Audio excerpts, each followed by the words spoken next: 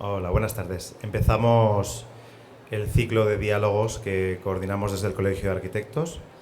En este primer día en el que hablamos de arquitectura como modelo de progreso y evolución, vamos a hablar del cambio de oferta y de demanda con dos ponentes. Por un lado tendremos a Lluís Comerón, decano del Colegio de Arquitectos de Cataluña desde el año 2010. Arquitecto por la Escuela Superior de Arquitectura de Barcelona, ejerce desde el año 1989, habiendo realizado edificios de equipamientos culturales, educativos, sanidad, penitenciarios, viviendas para la administración pública y para entes privados. Ha combinado la actividad profesional con la docencia en la Escuela de Arquitectura de Barcelona y del Vallès. Por otro lado, tendremos a Jaume Prats. Es arquitecto por la Escuela Técnica Superior de Arquitectura de Barcelona desde el año 2002.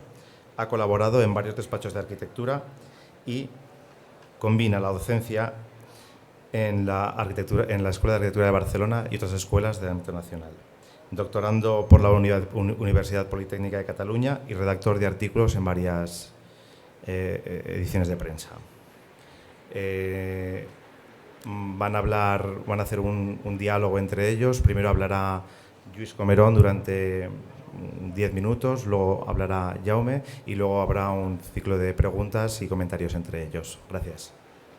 Bien, muchas gracias. Vamos a alterar un poco el orden, ya empezamos mal, porque no hemos conseguido organizarnos para pelearnos delante vuestro. Es decir, como vemos las cosas con una posición bastante parecida, vamos a hacer lo que es una conferencia a medias. Yo me limitaré a lo que podríamos llamar el prólogo y el epílogo de una determinada mirada que compartimos, y Jaume hará una especie de tesis o de análisis y de tesis intermedio. Y a partir de aquí esperamos tener el diálogo y la discusión incluso acalorada con vosotros. Y dicho eso, empiezo con el prólogo. El planteo, la conferencia, la intervención se titula Oferta y demanda. Y lo que intentaremos es formular algunas observaciones sobre la cuestión de la oferta y la demanda en arquitectura y en general en el sector de la construcción, entendiendo que es un tema candente, pero probablemente al que no deberíamos llegar desde un planteo superficial. La primera obviedad que queremos revisar es la constatación que en los últimos años hemos trabajado excesivamente dependientes de la oferta. Se disponía de crédito, el crédito en abundancia y a bajo coste fomentaba que una gran facilidad al mercado y por lo tanto era la oferta la que determinaba capacidad, producción, producto y ubicación. Y el mercado, como se decía, compraba sobre plano todo aquello que se producía. El resultado de un sector movido por la demanda no hace falta que lo repasemos. El resultado es una fluctuación excesiva, una caída y una crisis tremenda. El resultado es, si superponemos a la gráfica de producción en superficie, el número de personas ocupadas en el sector, una caída excesiva de personas ocupadas. El resultado es un exceso de construcción, una caída y una crisis espectacular en el ámbito de la construcción, una desocupación de buena parte de la gente que en una situación normal seguramente seguiría trabajando, es decir, una ciclicidad excesiva en el sector, una fluctuación en los precios también absolutamente anormal y perversa en sí misma, no solo porque ha comprometido el ahorro, y no solo el ahorro sino la vida de muchas familias, sino porque además ahora las está dejando seguramente sin hogar. Y finalmente el resultado físico que ha quedado, es decir, decenas de urbanizaciones, de edificios, de pisos absolutamente faltos de sentido, en sitios increíbles, con organizaciones inapropiadas, con superficies indeseadas, Por lo tanto, y con una mirada muy rápida y seguramente reiterativa, seguramente todos somos conscientes que un sector de la edificación y una acción arquitectónica orientada solo desde la oferta, es decir, desde aquello que creemos que podemos hacer,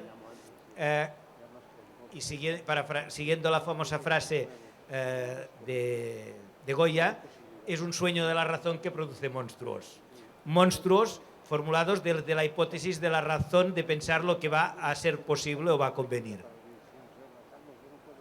Y por tanto ahora estamos todos impulsados a hacer aquello que hacemos los humanos habitualmente, que es ir al otro lado y pensar que vamos ahora a trabajar desde la demanda. Y cuando empezamos a plantear qué significa trabajar desde la demanda, empezamos a plantearnos que hay que remirar las bases objetivas del sector.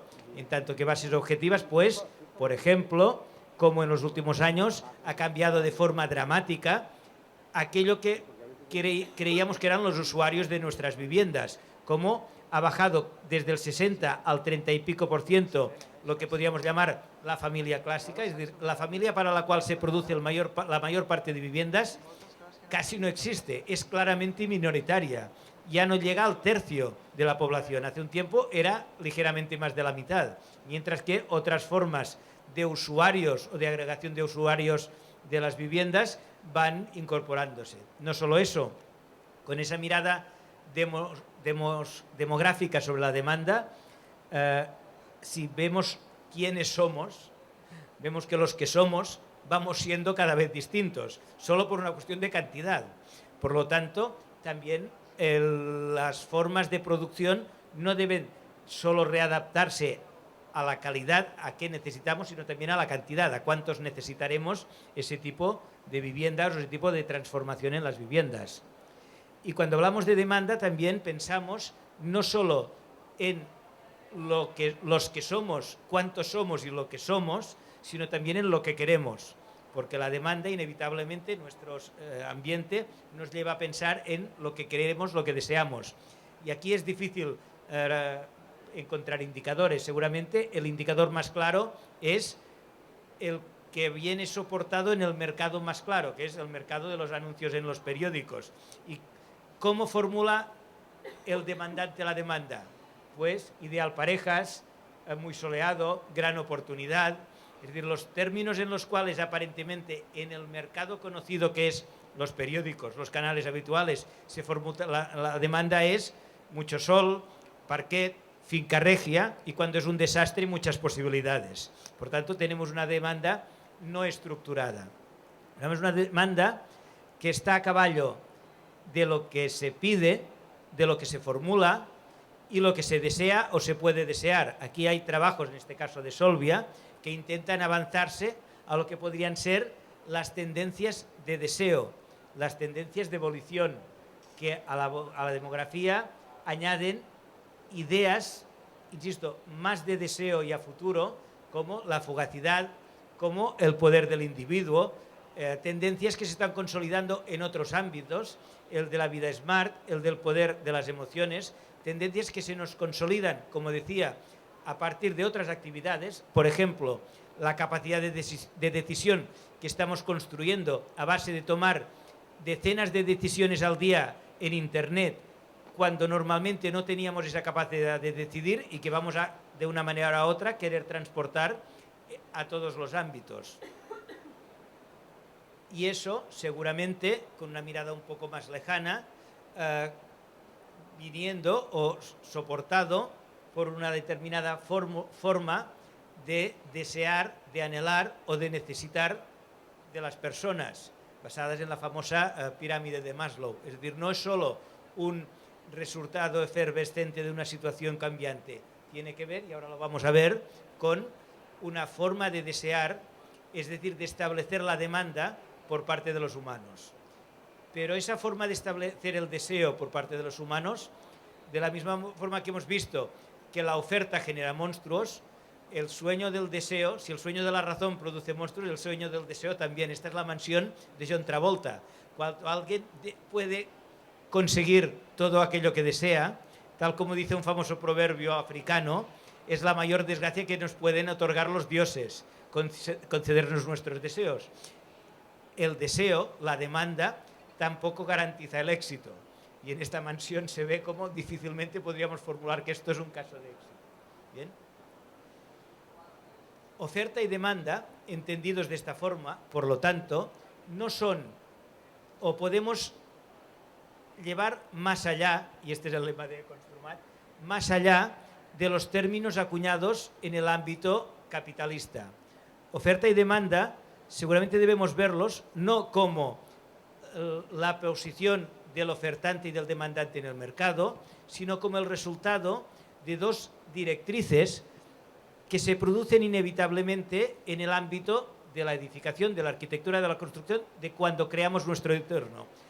Una directriz de voluntad, de idea, de generación de futuro, de ganas de trascender, de ganas de ir más allá, la que hizo que abandonando las cavernas, que eran razonablemente seguras, comenzásemos a construir cabañas mucho más inseguras, ¿vale? Es decir, las ganas de trascender de la realidad y crearnos un escenario mejor, pensado y planificado, y por otro lado, la necesidad de responder a la realidad, de construir un escenario adecuado a nuestras necesidades. La tensión entre oferta y demanda, entendida como deseo de ir más allá y necesidad de atender a la realidad, es la que seguramente genera ese conflicto.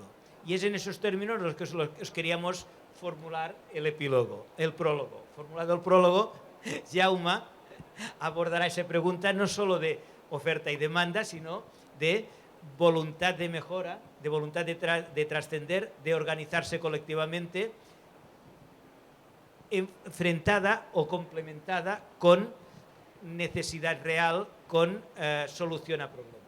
Jaume.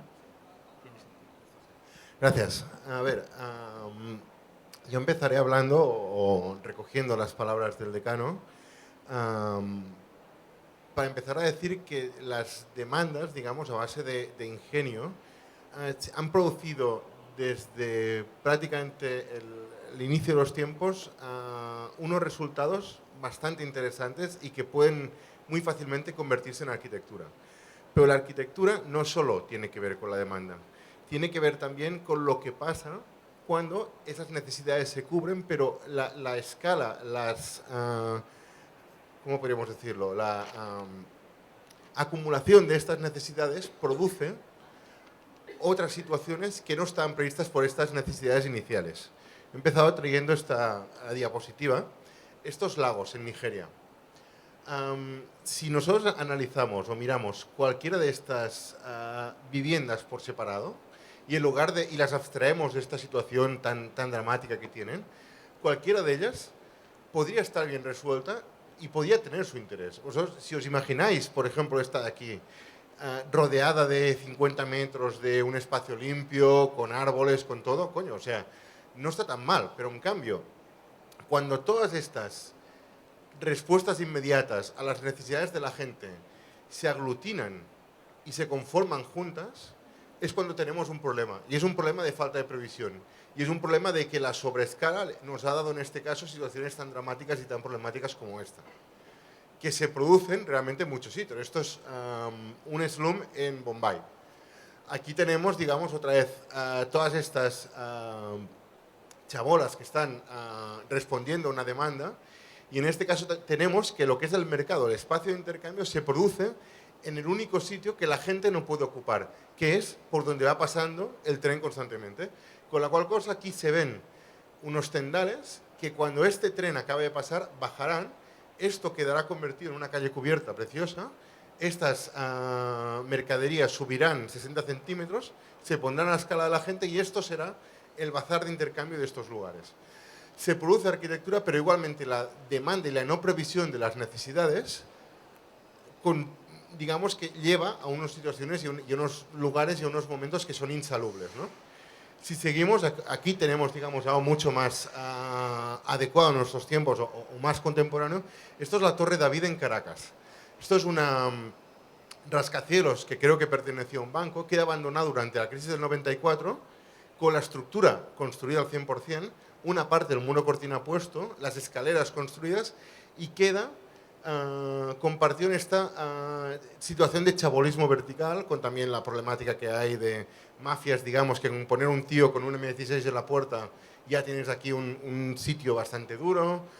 Pero otra vez lo siguiente, cada una de estas situaciones está resuelta con ingenio, está bien resuelta y digamos que el problema que hay aquí es un problema de escala, no es exactamente un problema de que las propias viviendas o las situaciones que están aquí producidas estén bien o mal. Habrá algunas que estén mal, pero habrá otras que puedan ser bastante interesantes. Es la acumulación el problema. Acumulación que, digamos, puede llegar a resultados tan bestias como este. Esto ya está derribado, está en Hong Kong. Esto era un fuerte militar británico del siglo XVIII-XIX, que en un momento dado es literalmente extruido y convertido otra vez en una situación de chabolismo vertical, donde las calles que había eran esto, no más que esto. O sea, esto podría ser la calle prácticamente más ancha de todo el fuerte. Digamos, a partir de aquí iban subiendo, iban sirviéndose así. Otra vez lo mismo, es decir, cada uno de estos sitios por separado podría no estar mal, pero juntos forma una acumulación dramática. ¿Esto cómo se soluciona? Preveyendo. ¿Cómo se soluciona? Con arquitectura. Aquí tenemos una foto que tomé hace un par o 3 de años en Venecia. ¿Y aquí qué vemos? Vemos otra vez unas viviendas que pueden no ser diferentes a las que estaban produciéndose en la Torre de David o en sitios así, pero que juntas tienen una escala, una proporción, una armonía, unas reglas, un sentido que no tiene la otra cosa. Y este sentido es lo que nos lo proporciona la arquitectura. Esto es arquitectura, y a base de arquitectura es cuando conseguimos que la gente viva bien. No solo que no tengan frío, no solo que no se mojen, no solo que puedan sentirse dignos, sino también que vivan bien juntos. Esto, digamos, es un tema que más que leerse en temas de oferta y demanda, puede leerse en temas de necesidad y previsión. Esto es un sitio que gracias a una previsión inicial, gracias a un plan, a una planificación, ha podido convertirse en algo tan armónico como esto. Y esto puede llegar a hacerse de una sola planta. Esto es Vegaviana, un poblado de los años 50 hecho por Fernández del Amo, de una sola vez. Esto es una construcción de nueva planta. Si vas a Vegaviana hoy en día está así, no ha cambiado. Es decir, la arquitectura es tan poderosa, tan armónica y tan digna que se ha mantenido de esta manera. Pero la arquitectura va más allá que eso, incluso la arquitectura da identidad a los sitios. Es decir, gracias a determinadas arquitecturas que juntas hacen ciudad, no hace falta ni que os diga dónde estamos porque ya todo el mundo lo conoce. Idem aquí, es decir, esto es a escala global, es decir, se produce este equipamiento y esta ciudad queda metida en el mapa, con todas, digamos, las otras cosas que no se ven aquí, que es un sitio agradable de vivir, claro, y también lo es otra vez por estas interacciones y por estas reglas que da la arquitectura. Tan poderosa es, digamos, que no hace falta ni que os la enseñe entera para que sepáis dónde estamos. Aquí solo con un trocito de arquitectura ya podemos deducir en qué ciudad estamos. Si esto lo llevamos al nivel de Cataluña, la arquitectura nos ha identificado desde el primer día, desde que hemos empezado. Esto es Sant Pere de Rodes, aquí abajo está Port de la Selva, y esto ya es un monasterio que tiene que ver con otros monasterios y con otras situaciones que se están produciendo en Europa, más o menos por estos momentos, pero que muy rápidamente se despega, coge carácter propio y llegamos a edificios que solo se producen aquí con estilos arquitectónicos que ya son estrictamente propios de Cataluña y que no existen en ningún otro sitio, que nos dan prestigio, que nos identifican. Esto es Santa María del Mar, como conocéis, y sabéis que esta catedral lo que tiene es una relación entre las naves laterales y la nave central que no se produce prácticamente en ningún otro sitio del mundo y que identifican este gótico como el gótico catalán. No es el español, no es el francés, no es el italiano, no es el británico, es nuestro propio gótico, hecho a nuestra manera, no invalida a los otros, pero sí que nos da una identidad que no da de otra manera. Siguiendo, digamos, también avanzándonos a esto y previniendo y tal, hemos llegado a que se nos identifique y se nos conozca en el mundo entero, no solo por el arquitecto que ha hecho esto, no solo por estos métodos constructivos que este señor se inventó, que después han pasado a ser un lugar común, digamos, en todas las culturas prácticamente del mundo y en todos los niveles culturales, no solo todas las culturas del mundo, sino que esto, digamos, ya es una cosa que no es solo anticiparse a una demanda, prever, sino que ya es una cuestión de identidad que trasciende todo. trasciende el lugar, trasciende la cultura y trasciende cualquier otra cosa. Tanto la trasciende que después de eso viene esto, digamos. Es decir, estos son voltas catalanas y esto es el señor Guastavino resolviendo la Grand Central Station en Nueva York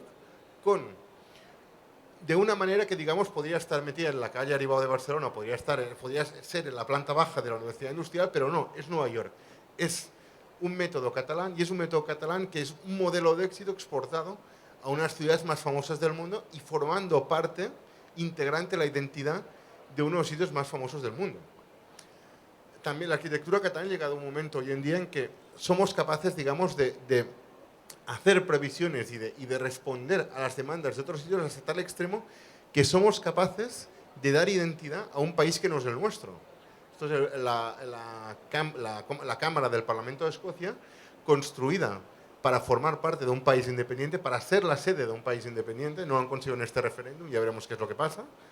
Con los signos de identidad del país en cuestión. Aquí Miralles metió unos botellines de whisky por aquí, ramas, digamos, utilizó los robles del lugar. Es decir, es una arquitectura que no puede ser más escocesa y a la vez una arquitectura que no puede ser más catalana.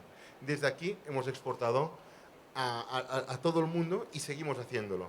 Este edificio se inauguró hace nada, no creo que ni un año, está en el sur de Francia, lo hizo un equipo de arquitectos de Hulot y se lo suele contraponer con el Louvre de Lens, que lo hizo los de Sanaa desde Tokio. La verdad está en que este edificio costó la mitad y además de costar la mitad no se desvió. Con la cual cosa, digamos, en el Le Monde salió un artículo elogiando este edificio, comparando con el otro, diciendo que este edificio era el que respondía de verdad a las necesidades del lugar, porque se había hecho con lo previsto inicialmente y multiplicando las funciones que se hayan podido hacer inicialmente. Es decir, esta foto, el edificio estaba abierto, pero no se podía entrar el día que se hizo esta foto porque había una cola, porque esto es un éxito de público acojonante, como de 5 horas para entrar al museo. Pero el edificio sigue creando ciudad cerrado, porque por aquí hay una calle, esto es otra calle, aquí detrás hay un parque que los arquitectos consiguieron no derribar. Es decir, hay toda una serie de cosas, digamos, que todos los demás participantes al concurso desde sitios como la propia Francia, Japón, etcétera, etcétera, no eran capaces de prever. Y un arquitecto catalán sí fue capaz de preverlo. Esta es como, digamos, la primera parte de todo. Y aquí ya dejo por un momento lo que somos capaces de hacer los arquitectos catalanes para hablar un momento... sigo un momento, es verdad, perdón. La arquitectura catalana también es capaz de hacer otra cosa que tiene mucho que ver con nuestra situación actual, que es que cuando tenemos una crisis o un desastre muy superior a lo que nos está pasando hoy en día, como puede ser, por ejemplo, lo que pasó, la derrota y la pérdida de las libertades de Cataluña en 1714, cuando toca reformar la ciudad de Barcelona, que era esto, no tan solo, no repensamos las ciudades de aquí, sino que la refundamos entera. Es decir, esto no está hecho en términos de necesidad, esto está hecho en términos de previsión. Esto es una refundación, esto es otra ciudad. Y no tan solo es otra ciudad, sino que es el nacimiento del urbanismo como lo conocemos hoy en día. Pero en realidad, la demanda que tenía Sardá no era hacer esto. La demanda que tenía Sardá era que la gente aquí se moría a los 27 años los hombres y a los 35 años los hombres ricos. Es decir, este era el problema que había en Barcelona. Y con este problema y con esta demanda, Sardá hace esto. Es decir, no es voy a arreglar lo que está pasando aquí, voy a desmontar. No, es vamos a hacer, evidentemente, y vamos a responder a lo que pasa en esta ciudad, pero no nos limitamos a esto, sino que directamente aprovechamos este problema para repensar completamente la ciudad de una manera diferente. Y de una manera que además es un modelo a exportar. Esto se ha hecho a todas las escalas, porque si os enseño, por ejemplo, esta foto, que es del Pont de Barcelona, es exactamente lo mismo a otra escala. Es decir, aquí Sardá no resuelve esta parte de aquí de la ciudad. Esto es, pero en cambio se reconoce bien la traza. Aquí estaba la Ciutadella. La Ciutadella era un problema urbanístico que se había creado, que además era un problema militar súper serio, porque en realidad era un instrumento de represión para poder bombardear a la ciudad cuando se quisiese. Se quiere tirar al suelo, Sardá la borra, en lugar de borrarla queda reciclada para hacer la Feria Mundial de 1898, y Fonsaré, un arquitecto local, gana el concurso y lo gana no por el parque de la Ciutadella, que es por lo que se le conoce, sino por la manera que tiene de enchufar el parque y todo este desastre con la ciudad vieja hasta el extremo que tú ya no sabes dónde empieza una otra y dónde empieza una cosa y dónde termina la otra. Funde completamente los tejidos y en medio de todo este caos te pone este mercado que es lo que Barcelona necesitaba en ese momento. Y no solo te lo pone, sino que te lo entrega perfectamente con la ciudad y consigue ser el corazón de todo este barrio hoy en día también. Y ahora sí que ya abandono la arquitectura catalana, como he dicho, para decir que el mundo en sí, la crisis que hay ahora mismo es una crisis global y es una crisis de valores. Y es una crisis que, digamos, el mundo está intentando salir de ella, otra vez en positivo, y está intentando reentregar la ciudad a la gente, ¿no? Aquí estamos en Nueva York, esto es la Green Line. He traído esta foto porque esta foto no es un sitio particularmente conocido ni particularmente sobrediseñado de la Green Line, sino que lo que han hecho aquí han sido poner una tela asfáltica, un filtro antirraíces y plantar plantas. Y dar este espacio a la gente de Nueva York, que es lo que se consigue, digamos. Esto es demanda, esto es previsión, esto es reciclaje de lo que existe y esto es un ejemplo brillante de hacia dónde tenemos que ir. Y esto ha sido un éxito tan bestia y un éxito de diálogo tan bestia que Nueva York se ha convertido o ha encontrado iniciativas como esta, ¿no?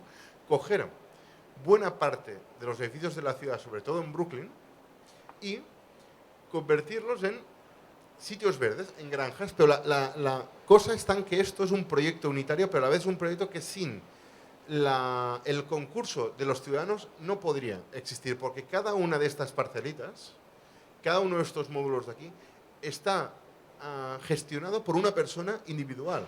Y es la suma de todas estas gestiones individuales la que da toda esta decisión que ha llegado a ser una decisión de ciudad. O sea, en estos momentos Brooklyn es la extensión de cubiertas verdes más importante del mundo. Y lo es porque ha habido una decisión de ciudad, tal es así que esto podría ser la cubierta de la cárcel de Nueva York. En estos momentos la cubierta de la cárcel de Nueva York también son huertos. No sé si es el caso o no, creo que es el mismo edificio que estábamos antes. En cualquier caso, es una cubierta más de una ciudad en la cual la suma de pequeñas decisiones ha sido una grandísima y enorme decisión de ciudad que en base al diálogo está cambiando la cara completamente de Nueva York. O sea, esto, digamos, acordaos de las pelis de Scorsese de los 70, que se rodaban sin decorados y con lo que se encontraba. Esto era nada, o sea, eran extensiones de tela asfáltica, súper cutres, tal y cual, y ahora es un espacio precioso que además es uno de los espacios principales por donde respira la ciudad. Si volvemos a Cataluña otra vez, nos encontramos con que tenemos, bueno, problemas de esto, ¿no? Es decir, se han rescatado bancos, no personas, lo que se dice, tenemos que la demanda social es esta, ¿no? Pisos vacíos, todo este problema que antes Luis estaba hablando de que ha recogido con cifras, pero que digamos detrás de las cifras lo que hay es esto. Hay un drama humano muy bestia, ¿no? Esto es solucionable también mediante decisiones de gran escala que pueden llegar a volver a refundar nuestra ciudad, ¿no? Aquí os traigo una que la he traído porque precisamente es un consenso entre prácticamente todas las candidaturas que en estos momentos se presentan a Barcelona, afortunadamente. El proyecto de la Diagonal Verde, ¿no? O cómo conseguir que esta Barcelona, que ya está consolidada en esta trama del Sardà, que está también, tenga o pueda llegar a tener un parque que no es este parque, que no es este parque, que no es estos parques, que están muy bien, pero que estos parques, digamos, sirven a esta gente de los alrededores. Pero ¿cuánta gente sirve esto? Es una animalada la cantidad de gente a la que está sirviendo esto. ¿Y a cuánta gente sirve que esto, digamos, pueda ser? Imaginaos cuando, digamos, la famosa ardilla que se decía antes que podía cruzar toda España de árbol en árbol, pueda cruzar realmente desde el Hospitalet a Montcada y Reixac de árbol en árbol de verdad. Lo que va a significar esto para la ciudad de Barcelona. Pues esto se ha hecho en base a mucho diálogo ciudadano, en base a las demandas y en base a unir las demandas con las previsiones. Aquí hay un plan, obviamente. Y este plan es un plan que está consensuado y es una historia de éxito. Pero si seguimos ahora mismo, tal como estamos hoy en día, tenemos que Rem Koolhaas decía que la flota de equipamientos de cualquier ciudad se tiene que renovar más o menos o actualizar más o menos cada 40 años. Si nosotros somos capaces de repensarlo de esta manera, tenemos aquí un equipamiento que es un equipamiento que significa algo nuevo en la ciudad, ¿no? Significa algo nuevo porque esto no es una biblioteca, no es una escuela, no es un centro cívico, no es un auditorio, no es un aulario público, es todo a la vez. O sea, es un sitio donde se ha cogido, se ha yuxtapuesto todas estas funciones, se han arquitecturizado en vertical de esta manera y con esta sección tan atractiva, pero al mismo tiempo lo que cuenta aquí es toda esta suma de funciones que ha cogido este trozo de ciudad y le ha dado una influencia en muchas manzanas de redonda que está muy bien. Y que, digamos, es algo que puede hacerse, no solo de nueva planta, sino rehabilitando también lo que ya tenemos, interviniendo sobre el parque construido actual, ¿no? También, digamos, con esta, ya es la última diapositiva que os traigo, con esta manera que están trabajando los arquitectos jóvenes, en este caso es el colectivo de la COL, que ha conseguido, en un sitio que era pasto la especulación y que se quería tirar, ha conseguido salvarlo, rehabilitarlo, darle dignidad, darle belleza y conseguir que un equipamiento urbano funcione, incluso se financie solito. Y se financie gracias a esto. O sea, esto es otra nueva manera de intervenir en la ciudad que es diferente y que es otra vez producto de este diálogo entre la demanda o las necesidades, mejor dicho, y las previsiones sobre estas necesidades. Y a partir de aquí, pues ya... Ay, perdón. Luego hacer la palabra a Luis. Para terminar rápido, el epílogo. Si en la primera parte de mi intervención hemos puesto de manifiesto, he intentado poner de manifiesto los gravísimos riesgos de una oferta o una previsión desconectada de la realidad y de la demanda real, pero también de los riesgos de una demanda reactiva que solo atiende a lo que cree haber deseado, pero que no tiene capacidad de previsión, capacidad de visión, capacidad de concertación colectiva. En esta parte con Jaume hemos visto, digamos, cómo esta tensión no es de un problema de sistema económico, es un problema seguramente consustancial a la naturaleza humana. A los humanos nos gusta inventar nuestro espacio, pero también necesitamos que responda a las necesidades reales. Esto ha sido aquello que normalmente ha dado sentido a la arquitectura y a la construcción de espacio y que además es muy propio de la arquitectura que hemos hecho aquí en Cataluña históricamente. Supongo que conocéis la anécdota de una de las diapositivas que hemos visto de Santa María del Mar. Santa María del Mar es de las poquísimas catedrales que tiene en sus capiteles a obreros. ¿Por qué? Pues porque a diferencia de otras construcciones religiosas que se hacían a base de imposición, a base casi de esclavitud, Santa María del Mar se hizo, sin querer mitificarlo, pero de una forma relativamente popular. Y se agradecía a las personas, a los canteros que traían las piedras desde Montjuïc. Tanto es así que cuando llegaban se les daba de comer y se les trataba bien. Y tanto es así que en uno de los capiteles se les reflejó, al lado de santos y de mártires. Esa idea de colaboración, de vinculación, de participación, que une ilusión con realidad, es la que seguramente conviene y es específica de los buenos resultados de la arquitectura. El momento en el que, si imaginamos que oferta y demanda son las dos caras, esa imagen la conocéis todos, es difícil distinguir en esa imagen si lo importante son las dos caras o la copa interior. Seguramente la arquitectura es eso. Tenemos oferta, tenemos demanda, tenemos ilusión, tenemos realidad. Pero lo importante es lo que sucede en medio cuando hay en medio. Cuando no existe el en medio, cuando solo hay oferta o solo hay demanda, cuando solo hay ilusión y previsión, o cuando solo hay respuesta a la realidad, acostumbra a ver el desastre. Lo interesante es cuando se produce el diálogo. Diálogo que seguramente, y con eso terminamos, tiene dos directrices. Una, que seguramente es más fruto de lo que sucederá el domingo que de esta charla, que es las formas de colaboración, las formas de participación, las formas políticas en las que se establece este diálogo. Pero hay otra, que sí que pertenece al ámbito de nuestra responsabilidad, nuestra responsabilidad como arquitectos y como sector, que es la de construir formas concretas y técnicas, vocabularios de diálogo. No solo hay que poder construir estrategias de relación, sino que además deberíamos disponer de vocabularios comunes. ¿De qué estamos hablando? ¿Estamos hablando de ideal parejas, de muchas posibilidades, o estamos hablando de 37,5 decibelios A? Ni una ni la otra. Ni la formulación de aquello que es útil desde la oferta, tecnificada, tecnocrática y poco útil, ni desde la reactividad absoluta desde la demanda. Y en eso, y con eso terminamos, en el colegio se ha estado realizando por un grupo de trabajo en un sprint muy intenso en los últimos meses y está preparándose para poner a disposición de todo el mundo, del colectivo.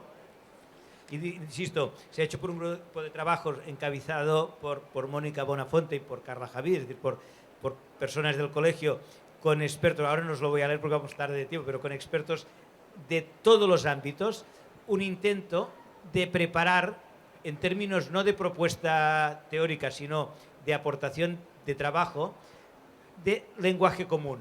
¿De qué estamos hablando? El código técnico, es decir, desde la oferta, se plantea adjetivos que nos pueden ayudar a entender de qué va, dónde se encuentra la ilusión con la necesidad. Pero esos objetivos, está claro que planteados solo desde la oferta, solo desde la técnica, dejan de ser útiles. Es en ese sentido que, insisto, a través de ese trabajo, de resumen, de integración, de aquello que puede ser un lenguaje común, al que hemos llamado prestaciones, estamos elaborando un conjunto básico de prestaciones sobre las cuales poder establecer el diálogo. Si no tenemos un canal de comunicación es muy difícil establecer el contacto. Hablar entre muchas posibilidades muy soleado y la visión de conjunto es muy difícil.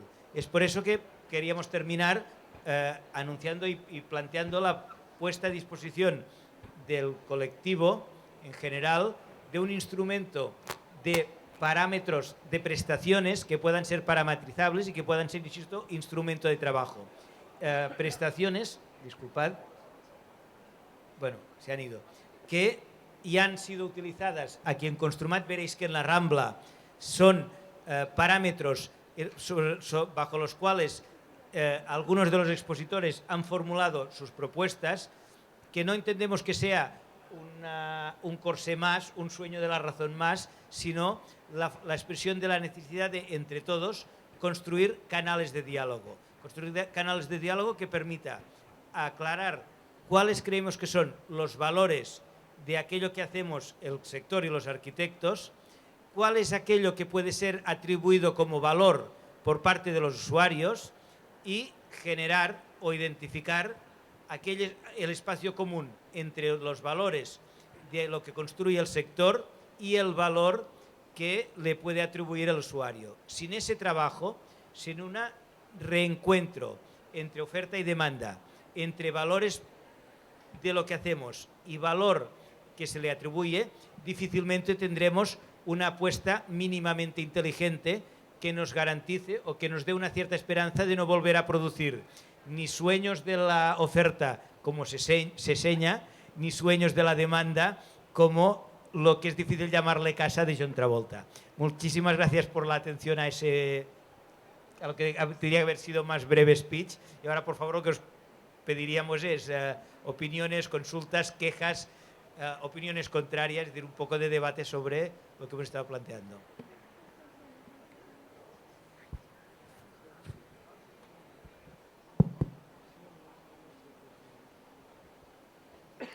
Sí, hola, yo quisiera, en este último tema, quisiera pedirle al decano del Colegio de Arquitectos si podía ampliar este diálogo entre oferta y demanda en el contexto de la rehabilitación y de la recompactación de las ciudades. Sí. Secuencialmente, ese discurso, esa reflexión, podría plantearse en obra nueva, pero también podría plantearse de forma idéntica en rehabilitación. Y la rehabilitación no es diferente a la obra nueva. La rehabilitación es una forma de construir entorno, igual que la obra nueva, igual que cualquier otra. De hecho, lo que es esencial en la actividad humana es querer que a través de la modificación del entorno mejoren nuestras vidas. Y probablemente el error ha sido confiar excesivamente en la no rehabilitación.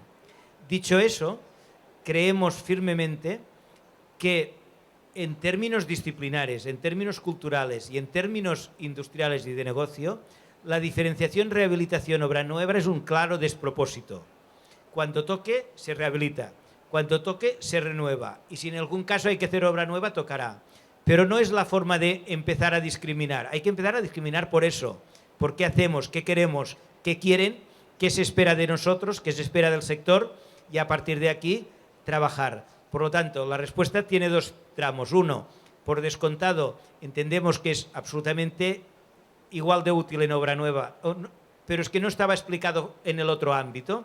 Y segundo, proponer no hacer esta distinción como categoría inicial. Es decir, lo importante es, entendemos, es mucho más relevante que lo que hagamos tenga sentido y que por lo tanto tenga sentido como respuesta a necesidades, pero tenga sentido como visión de futuro, que genere oportunidades.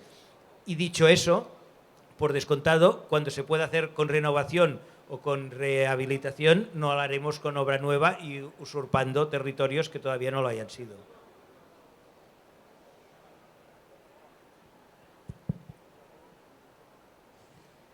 Más que una pregunta, es plantear un tema a los dos para ver un par de enfoques de un par de cosas que me han venido a la cabeza escuchándoos. Como arquitecto, creo que desde nuestra formación se nos ha inculcado demasiadas veces que el trabajo nos llegará, es decir, oferta y demanda, ya nos demandarán y ya proyectaremos. Y no hemos tenido la necesidad de ofertar cosas sin que existiera esa demanda. Con lo cual tampoco hemos sabido salir fuera a buscar trabajo o ofrecer cosas. Y siguiente, es muy complicado demostrar que puedes ser arquitecto, que puedes hacer arquitectura sin hacer vivienda, que por ejemplo es mi caso. Y cuando realmente ves que es un gran problema, que no puedes explicar que aparte de vivienda hay mucha más arquitectura, es cuando tu hijo te viene y te pregunta, papá, ¿a qué te dedicas? Y le explicas lo que es arquitecto y empiezas diciéndole que un arquitecto hace casas.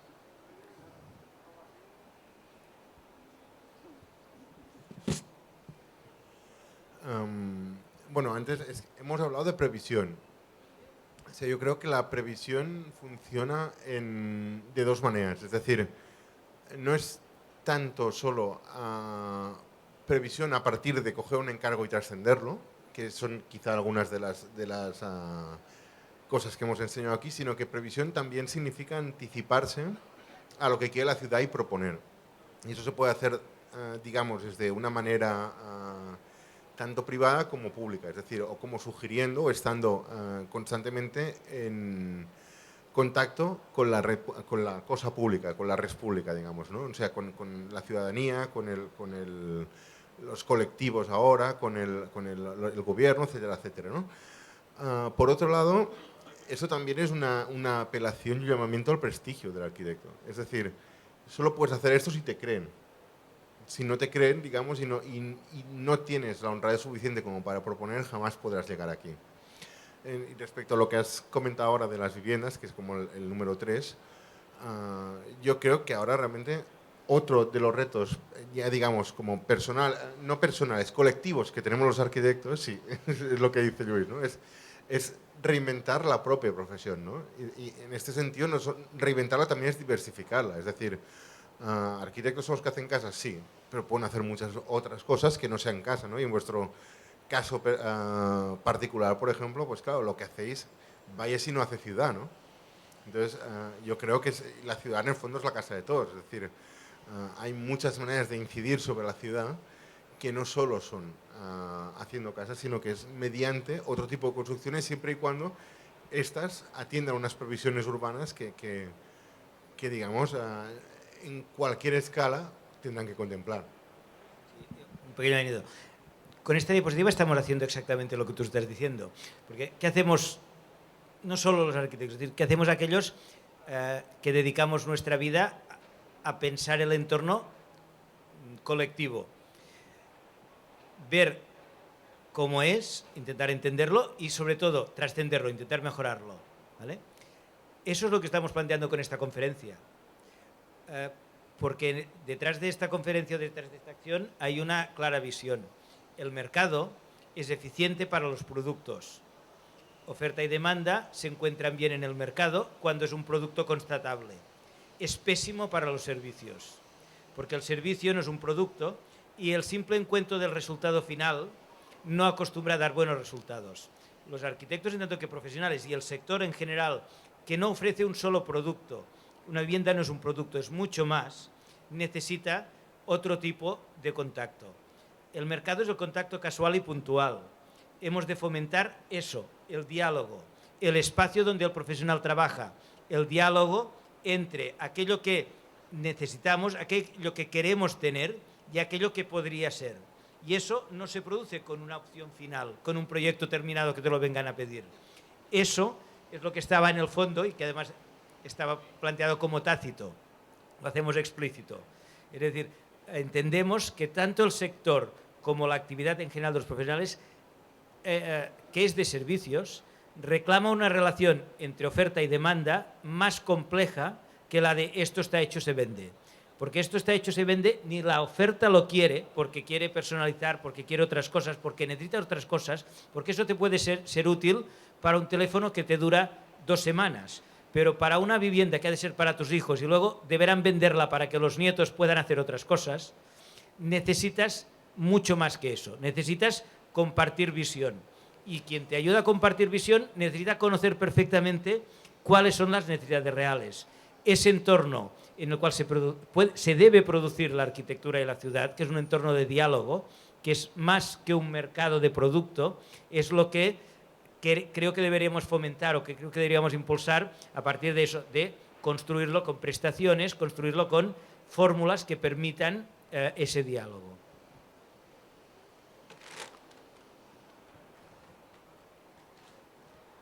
Buenas. Una pregunta. Hablando de lo que es fomentar la posibilidad de contacto entre arquitectos, etcétera, bueno, ¿cómo pueden ayudarnos las nuevas tecnologías? Por ejemplo, el web. Ahora hay muchas aplicaciones, etcétera, que lo que hacen es justamente permitir a miles de arquitectos y probablemente que no construyen solo casas con privados. ¿Las utilizáis? ¿Las conocéis? Etcétera. En España no tanto se conocen, por ejemplo, AOS o Habitísimos, etcétera. ¿Qué opináis? No lo sé. ¿Por qué? Está por ver los resultados. Es decir, y yo en ese sentido creo que debemos ver los resultados de eso. Es decir, que primera parte, positivo, porque está claro que lo que estamos planteando aquí es la necesidad del contacto, la necesidad de compartir información, la necesidad del trabajo conjunto. En términos de gobernanza, en términos de gobierno de ciudad, lo hemos visto en el planeamiento, en términos de decisiones colectivas, cuando hay que repartir, si ponemos 10 granjas de lo mismo o nos repartimos, y en términos de reforma de vivienda. Pero siempre es una cuestión de diálogo y de trabajo conjunto. Y es una cuestión de tener instrumentos para ese diálogo, es decir, de diálogo profesionalizado. Por eso hablamos de prestaciones. Dicho eso, el canal, que es sobre lo que tú te refieres, es difícil, a mí se me hace difícil prever si los canales no presenciales son suficientes, que sí que son mucho mejores que el desconocimiento, que el no contacto del mercado, por descontado, pero probablemente tenemos la tradición del contacto presencial, que va más allá de la pura información. No se trata de información, se trata de contacto. Y en ese sentido, pues te diría que por un lado, una gran confianza y esperanza en que eso genera unas posiciones de contacto y de interactuación muchísimo mejores que las del modelo clásico, pero por otro lado, un punto, no diré de desconfianza, pero sí de pensar que probablemente eso nos desplace hacia un sitio tan poco final en el cual la falta de contacto directo también puede tener sus debilidades. Pero eso seguramente por edad, es decir, para empezar, la respuesta debería dar eso que llaman un nativo digital. Es decir, alguien que ya tenga una mayor familiarización con esos. Y yo por edad, Jaume todavía, pero yo no soy nativo digital. Por lo tanto, con el tiempo lo veremos. Gracias. Hola, ¿qué tal? Entonces, yo creo que canales como Habitísimo, por ejemplo, están reproduciendo modelos que en realidad eran tradicionales. Lo que pasa es que afortunadamente con la tecnología resultan mucho más rápidos, más cómodos, agregan más datos, pero al final sí, pero el boca a oreja de, oye, este profesional me lo ha hecho muy bien y realmente te puedes fiar, es la mejor, yo creo que la mejor prescripción que ha habido siempre, ¿no? Cuando tienes una buena experiencia en el contacto entre un usuario y un profesional, y eso sucede también en esas redes.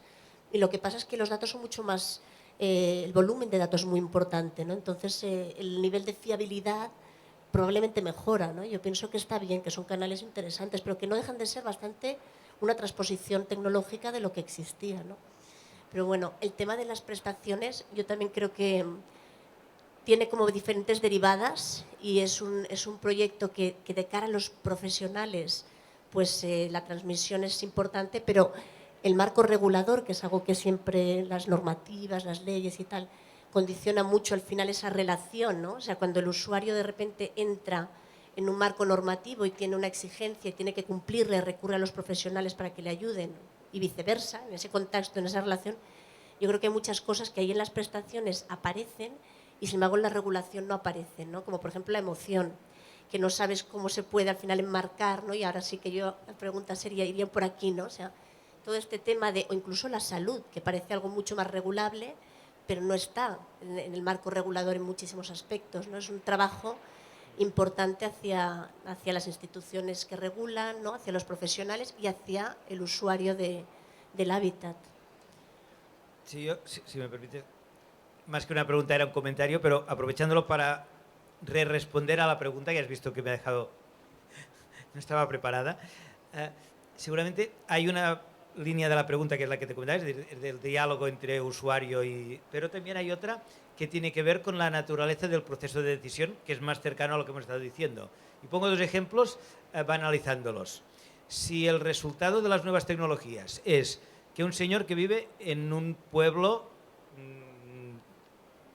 que nos podemos imaginar en Cataluña, típico y tal, en el que se permite en el que la regulación fuese relativamente laxa, le permite ir a internet, coger un WikiHow cualquiera, escoger la pagoda tailandesa porque tiene un recuerdo de infancia de una película en la que vio una pagoda tailandesa y cascarla allí dentro con una impresora 3D, vamos mal, ¿vale?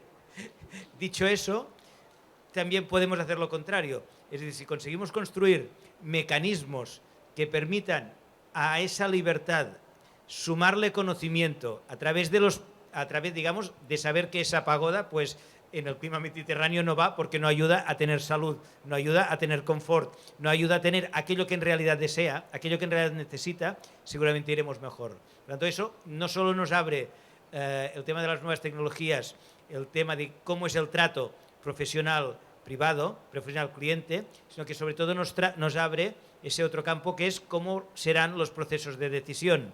Podemos influir en que sean procesos de decisión maduros, inteligentes, completos, que tengan en cuenta las prestaciones, que tengan en cuenta el entorno, o iremos a procesos de decisión inmaduros que a la que nos descuidemos nos llenemos de casas de Travolta. Ese es el otro gran reto de cómo todo el sector, aprendemos a usar las nuevas tecnologías y además las impulsamos en una dirección o en otra. Yo todavía añadiría una cosa más, digamos, sin ser un nativo digital, pero no, bueno, pero por 14 años, no, menos, pero sí al menos ocupándome de estos temas profesionalmente, lo que uno se da cuenta muy rápidamente es que las redes sociales como tal no existen o existen cuando las pones en plural tal como te dicen, ¿no? Redes sociales, es decir, no hay una gran red que nos conecta a todos, sino que hay como cajoncitos, ¿no? Está el cajoncito de, yo qué sé, la gente de 14 años que ahora es la primera vez que se mete en Facebook y entra, ¿no? O los profesionales de la salud, los arquitectos, la gente que les gustan los animales o los que coleccionan fotos de gatitos, me da igual. En cualquier caso, la comunicación de arquitectura hoy en día todavía es muy gremial, muy para los arquitectos. Lo que se necesita realmente, y otras disciplinas sí lo han hecho, es crear comunidad más allá de esto. Cuando creas comunidad, das información buena y es cuando toda esta rueda puede empezar a girar. Es decir, la base de cualquier cosa siempre es la educación. Las redes pueden servir para educar. ahora está el cómo hacerlo, ¿no? Pero digamos que el tema principal es romper el círculo, romper el ensimismamiento, llegar a otras personas, y entonces a partir de aquí es lento, pero digamos el proceso seguro, porque es ir sumando conocimiento, ir haciendo que este conocimiento pase a otras cosas, ¿no? ¿Cómo? Ya es un poco más difícil, pero... Yo, como nos han dicho que seamos puntuales, si no hay ninguna pregunta más, os propondría cerrar el encuentro con esa frase. Lo que necesita la arquitectura, lo que necesita el sector es crear comunidad.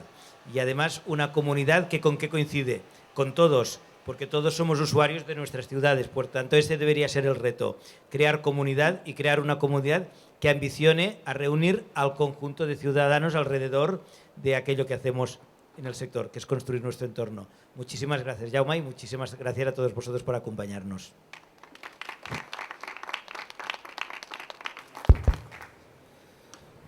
Bueno, esperemos que hayan disfrutado de la conferencia. Esta tarde a las 3:30 tenemos más conferencias en el Speaker Corner número 1. Gracias.